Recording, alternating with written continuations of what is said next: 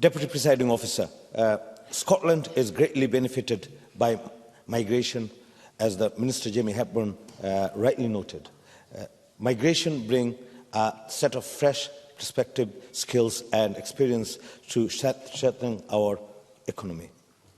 The food and drink industry alone has greatly benefited from the migration and delicious cuisines which have become family favourites in Scotland. However, many migrants sadly feel unsupported in Scotland, and the economy may come under strain if aggressive Tory migration policies continue.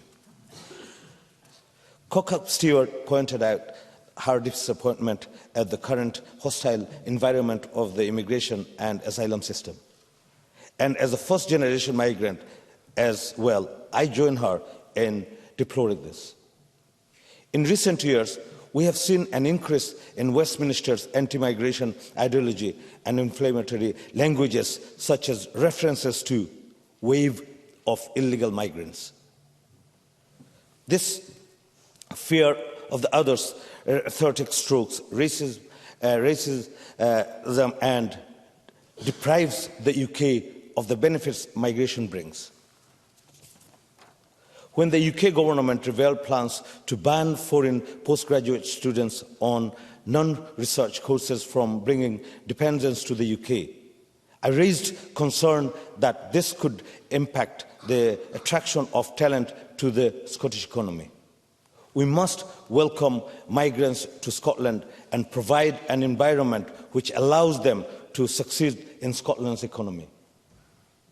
To ensure we can do this, we must fully plan for a skill-based needs in industries. I remind the Chamber at this point of my register of interest as a stakeholder in a licensed restaurant. I'm glad the Scottish Government are recognising in this paper that the businesses are struggling because they do not have enough staff, compounded by Brexit and COVID. However, the Scottish Government must do more with their current powers to proactively help businesses in Scotland now, rather than discussing independence once again.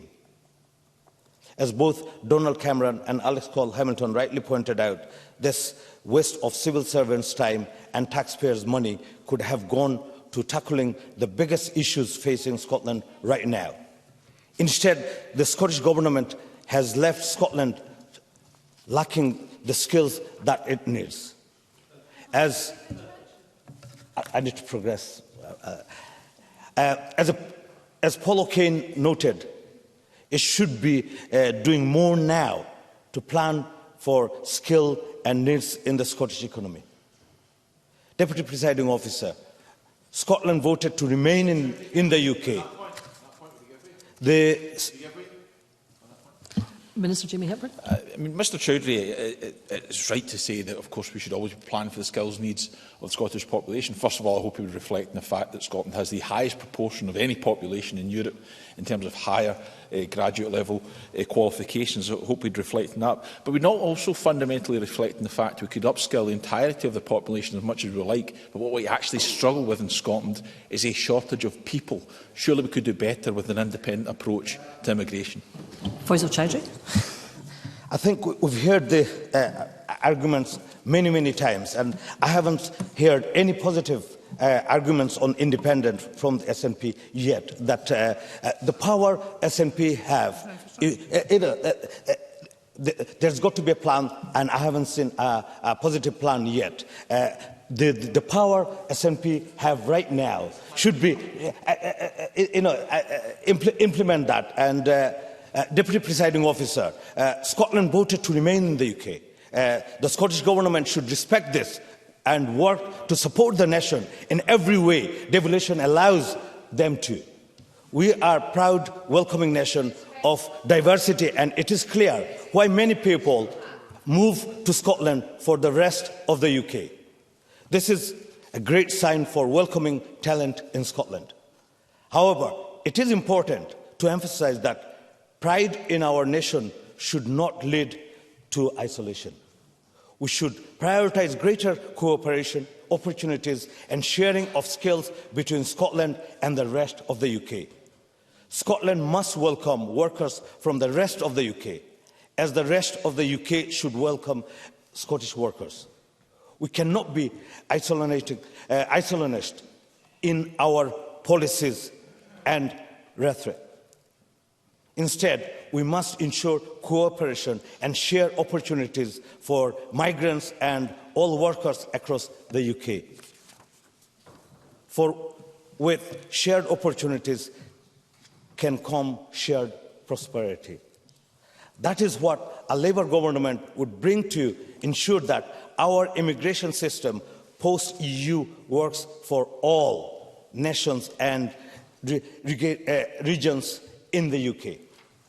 As my colleague Paul O'Kane highlighted, a UK Labour government would do this by strengthening the Migration Advisory Committee with appropriate input from across the UK. Scottish Labour is also committed to ensuring that skills bodies in Scotland and across the UK are consulted to ensure industry needs are met and the economy is supported. The Scottish Government should be doing that now to ensure we have a strong economy with well-satisfied and skilled sectors. The SNP claims to want to address population decline through migration, yet they are failing to use powers they already have to address causes to depopulation and poor economic growth, such as creating good quality housing and stable, well-paid jobs.